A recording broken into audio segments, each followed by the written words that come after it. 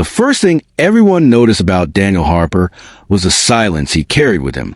It wasn't the awkward kind nor the arrogant kind. It was the silence of a man who had learned, slowly and painfully, that words could be dangerous.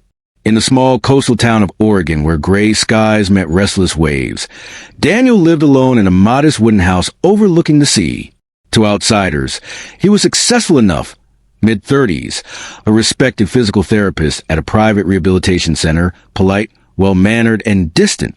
But behind the calm smile and steady hands was a heart that had once been shattered so completely that it forgot how to beat with hope. Years earlier, Daniel had been deeply in love.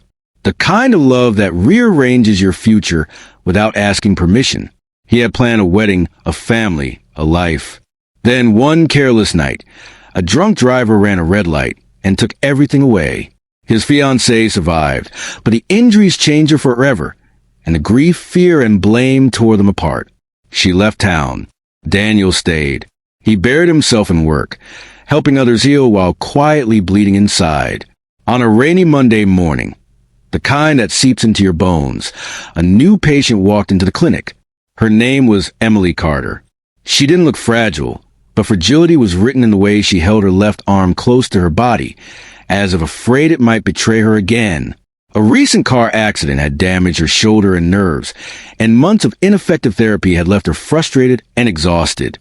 She had moved from Chicago to Oregon for a fresh start, carrying her own invisible wounds. An abusive marriage she escaped, a trust in people that had been broken again and again. When Daniel first spoke to her, his voice was professional, calm, carefully neutral. Emily noticed it immediately. Not cold, just guarded. She noticed the way his eyes softened when he explained the treatment plan, and how quickly they retreated behind a wall when she tried to make small talk. Their early sessions were quiet, measured movements, short conversations. The sound of rain tapping against the windows. Yet something subtle began to change. Emily laughed one day, an unplanned, sudden laugh, when Daniel accidentally knocked over a tray of resistance bands. The sound startled them both. Daniel smiled before he could stop himself. A real smile, the kind that reached his eyes. For a moment, the silence between them felt lighter. Weeks passed. Emily's arm slowly regained strength, but something else was healing too. Something neither of them had come to fix. They began talking more. About books. About music. About the strange comfort of the ocean when you're broken. Emily spoke carefully at first, testing whether her honesty would be punished. Daniel listened, truly listened, without interrupting or offering solutions. It had been years since anyone had done that for her. And for Daniel, it had been even longer since he had allowed himself to care about someone beyond clinical boundaries. One evening, after a particularly long session, the power went out. The clinic was plunged into dim emergency lighting, rain pounding harder outside. Emily hesitated near the door, uneasy about driving in the storm. Daniel offered, awkwardly, to make some tea while they waited for the weather to calm. It was a simple gesture. Yet that cup of tea, shared in quiet conversation while thunder rolled in the distance, became a turning point. Emily told him about the night she finally left her husband. Daniel told her, haltingly, about the accident that broke his life in half. There were no dramatic confessions, no tears at first, just two people laying down pieces of truth like fragile glass on a table, hoping the other wouldn't break them. From that night on, the air between them changed. They began meeting outside the clinic, first accidentally, then intentionally, a walk along the beach, coffee at a small cafe where the owner knew everyone's name. They didn't rush anything. Love, when it finally came, arrived softly, like sunrise after long winter. Daniel found himself sleeping better, laughing more. The old pain didn't vanish, but it loosened its grip. Emily discovered that not every raised voice meant danger, that not every man would demand she shrink herself to survive.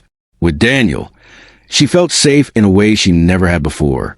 Still, fear lingered. Daniel worried that loving again meant inviting loss. Emily worried that trusting again meant giving someone the power to destroy her. They danced around these fears, unspoken but present, shaping every tender moment. One night, Standing on the cliff above the ocean, wind tangling Emily's hair, Daniel reached for her hand, and then stopped, his fingers hovering in the air, uncertainty flashing across his face. Emily noticed. Slowly, deliberately, she took his hand herself. That simple act broke something open inside him. He didn't pull away. The waves crashed below them, relentless and alive, as Daniel finally allowed himself to believe that healing wasn't about erasing the past. It was about learning how to live with it. And as he stood there with Emily, hand in hand, heart racing with both fear and hope, he realized that love had not come to replace his pain. It had come to teach him how to survive it. But just as everything began to feel possible, an unexpected phone call the next morning threatened to pull old wounds wide open again, forcing Daniel to confront a choice he had been avoiding for years. The phone rang again before Daniel could convince himself to ignore it. He stood in his kitchen, staring at the screen as if it were a living thing, his chest tight, breath shallow. The name flashing there belonged to a past he had sealed away with careful discipline. He answered, his voice steady only, because years of practice had taught him how to sound calm while falling apart inside. The news came quietly, almost politely. His former fiancée had returned to Oregon. She was undergoing a new phase of treatment and had specifically requested him as her therapist, citing his expertise and their shared history with rehabilitation. The administrator on the line spoke in neutral tones, unaware that each word landed like a blow. Daniel thanked her, said he would consider it, and ended the call before his hands began to shake. Emily arrived later that afternoon for her session, carrying a lightness he noticed immediately. She talked about the way the ocean looked that morning, silver and endless, and how she had started sleeping with the windows open. Daniel smiled, nodded, guided her through the exercises, but his mind was far away, tangled in memories he had sworn never to touch again. Emily sensed it. She always did. When the session ended, she didn't rush to leave. She watched him pack away equipment, her eyes soft but searching. "Something happened," she said gently. Daniel hesitated. The room felt smaller, suddenly, the walls pressing in. He had promised himself honesty, yet fear rose like a warning siren. If he told her, would it pull him backward? Would it remind her that people always come with damage? He told her anyway. He explained the call, the past, the accident, the woman who had once been his future. He didn't dramatize it. He didn't hide it either. When he finished, he waited for the familiar tightening in his chest, the moment when people usually step back. Emily didn't. She sat down slowly, absorbing his words, then reached out and rested her hand over his. The contact was warm, grounding. "That must have been terrifying," she said, "to have it come back like that." Daniel nodded. "I don't know if I can do it. Seeing her again, being responsible for her recovery, I don't even know if it's right." Emily was quiet for a long moment. When she spoke, her voice carried something new, strength born from her own survival. "You don't owe anyone your pain, but you also don't have to run from it forever." Her words stayed with him long after she left. That night, Daniel walked the beach alone, the cold air sharp against his face. He thought about avoidance masquerading as healing, about how helping others had been his way of hiding from himself. Emily hadn't healed him by fixing anything. She had healed him by standing with him while he faced what hurt. The next day, he agreed to meet his former fiancée in a professional setting, boundaries firmly in place. When she walked into the clinic, older, thinner, carrying the weight of years in her eyes, Daniel felt the ache rise, but it didn't overwhelm him. There was sadness. Yes, there was regret, but there was also clarity. They spoke with respect, with distance, acknowledging what had been and what never could be again. When the session ended, Daniel realized something quietly astonishing. He was okay, not free of pain, but no longer owned by it. Weeks passed, filled with small, precious moments. Emily's recovery progressed. Daniel's laughter returned in fragments, then fully. They cooked together, shared stories late into the night, learned each other's rhythms. Love grew not as a dramatic explosion, but as a steady flame. Still, healing isn't linear. One evening, Emily received a message from her ex-husband. He was looking for her. The old fear came rushing back, sharp and familiar. She sat on Daniel's couch, hands trembling, the past knocking loudly at the door of her present. Daniel didn't offer platitudes. He didn't tell her everything would be fine. He sat beside her, close but not crowding, and reminded her of who she was now, of the strength she had earned, of the fact that she was no longer alone. Yet later that night, when Emily slept fitfully, Daniel lay awake, staring at the ceiling, wondering whether love was strong enough to withstand two broken histories colliding, whether being together meant inviting storms they might not survive. The following morning, Emily suggested something unexpected. She wanted to visit the place where Daniel's accident had happened, not to reopen wounds, she said, but to understand them. The idea terrified him. It also felt necessary. They drove in silence, the road stretching ahead, lined with trees bending in the wind. When they arrived, Daniel's chest tightened, memories rushing in vivid and unwelcome. He stood frozen until Emily slipped her hand into his. "You don't have to do anything," she whispered. "Just breathe." They stood there together, past and present overlapping, pain acknowledged but no longer denied. Daniel felt something loosen inside him. A knot he hadn't known was still there. As they turned to leave, his phone vibrated again in his pocket, the screen lighting up with another unknown number, another interruption, another reminder that healing, once begun, demands courage at every step. The phone vibrated again, but this time Daniel didn't rush to look at it. He stood still, the ocean wind pressing against his chest, Emily's hand firm in his. For the first time in years, urgency did not control him. Whatever waited on that screen could wait a few more seconds, because something far more important was happening inside him. He turned toward Emily and realized she was watching him closely, not with fear, not with expectation, but with trust. That quiet, steady trust broke the last defense he had built around his heart. He understood then that healing was not about closing doors forever. It was about choosing which doors were worth opening again. He checked the phone. It was a message from the clinic administrator. His former fiancée had decided to continue her treatment elsewhere. She had thanked him for his professionalism and wished him peace.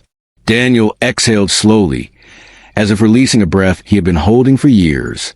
There was no dramatic relief, no rush of triumph, only a deep, grounding sense of finality. They drove back in near silence, but it was no longer heavy. It was full. Emily rested her head against the window, eyes half closed, and Daniel watched the road with a clarity he hadn't felt since before the accident. That night, something shifted between them. Not passion, not declarations, but certainty. Days turned into weeks. Emily completed her therapy, her arms strong again, her posture different, more open. Daniel watched her reclaim herself piece by piece, not as a patient, not as someone broken, but as a woman stepping fully into her life. On her final day at the clinic, she hugged him tightly, her arms steady, her voice calm. "You helped me heal," she said. Daniel shook his head gently. "You did that yourself." She smiled, because they both knew the truth lived somewhere in between. They began building a life that didn't pretend the past had never happened. Instead, they honored it. Daniel spoke openly about the woman he once loved, not with guilt, but with gratitude for who that love had shaped him to be. Emily spoke about her marriage, not with shame, but with pride for surviving it. Their conversations were honest, sometimes painful, always real. Love did not erase their scars. It gave those scars meaning. One evening, months later, Daniel found Emily sitting on the porch, staring at the horizon where the sky melted into the sea. He sat beside her, sensing something unspoken. "I used to think love was supposed to save me," she said quietly. "Like a rescue?" Daniel nodded. "I thought it was supposed to replace the pain." She turned toward him, but it didn't do either of those things. "No," he said softly. "It taught us how to live with both." That night, as the stars emerged one by one, Daniel understood that the greatest miracle of love was not how intensely it burned, but how gently it stayed. It didn't demand perfection. It didn't promise safety. It offered companionship in uncertainty. Time continued its steady march. Seasons changed. The town learned their story in fragments. The therapist who smiled more now, the woman who laughed like she meant it. They were ordinary together, and in that ordinariness, extraordinary. Then, On a quiet morning, much like the one where it had all begun, Daniel woke to the sound of Emily moving through the kitchen. Sunlight filled the room, warm and forgiving. He realized he was not bracing for loss. He was not rehearsing goodbyes in his head. He was simply present. He joined her, wrapped his arms around her from behind, and rested his forehead against hers. There was no dramatic speech, no cinematic gesture, just truth. "I'm not afraid the way I used to be," he said. Emily smiled, her eyes bright but steady. "Me neither." And in that moment, Daniel understood the deepest truth of all. Love had not healed him by taking away his wounds. It healed him by standing beside him while he learned that his heart, once broken, was still worthy of being whole. Outside, the ocean continued its endless rhythm, waves crashing, retreating, returning again. Just like life, just like love,